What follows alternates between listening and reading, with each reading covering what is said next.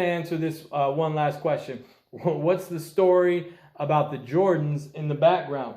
That's thank you for bringing that up, Joshi. Thank you for bringing that up. These Jordans, I'm gonna bring them over here a little bit closer. I want y'all to see how beat up these Jordans are. Right? Can you see how? Look at the bottom. The bottoms are like almost gone. They're like snow skis, right? These Jordans, if you can see the inside of them, the soles are, or you can't. The soles are practically gone. I used to when I speak in schools, I used to wear these shoes, right? When I would speak in schools, just like this, in this condition. And I'd get on stage and I could see everybody staring at my feet, right? Because we tend to judge people based on the exterior, right? Without going a little bit deeper and getting to know them. They were judging my shoes and me based on the exterior without going a little bit deeper and getting to know me or getting to know these shoes. So right now, these shoes, they were a gift.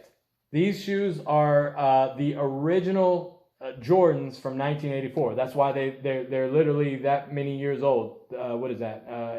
30 years old, right? Or whatever. They're from 1984. These are the first edition Air Jordans that ever came out. When these got pulled off, they were a gift. They were given to me by one of my mentors. When he pulled these off eBay, he had them on eBay for sale, and then he pulled them off and gave them to me. The bids for these in this condition were over $1,000, right? People were willing to pay thousands of dollars for these shoes in this condition because they knew their history, right? They knew their value. They were able to, the people who really know, if you're a sneakerhead or whatever, you really know the value of these. You go on eBay right now, and I've gone on it over the years. I've checked on like shoes that look like this. Sometimes they're, you usually can't get a pair of Jordans from 1984 for less than $200. So it takes really knowing somebody on the inside to truly recognize and understand their value. And that's why I would wear those shoes. So that's the story behind those shoes.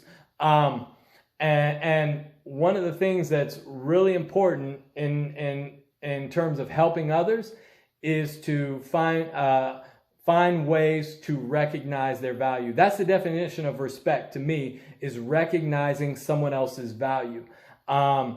And in South Africa, they have a term. The way they greet one another in South Africa is they say sawubona.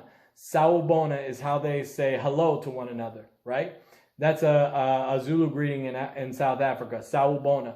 What sawubona means is I see you. That's what sawubona means. When you respond to someone, the response to someone saying sawubona to you is sakona, right? Sakona. Sakona means I am here. I am here is the easiest English translation for sakona. What it really means is you have brought me into existence, right? So when they greet one another, they say, I see you. And the response is, thank you for bringing me into existence.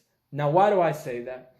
How many times when we were going to school, how often, or can we think of young people that we go to school with who can go through a whole school day, and not just students, even staff, even, think about the staff, whether it's the teachers and administrators, but not even them. The people that work in the cafeteria, the people that clean the restrooms and and change the trash, the people that drive the buses.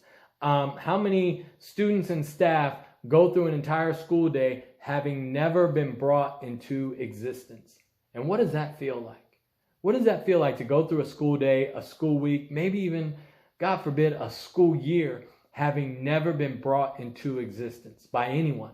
No one ever seeing you, right? And when it comes to helping and serving others, we often think like, what do I have to do that's grandiose and big and major? One of the most impactful things you can do is bring other people into existence just by seeing them,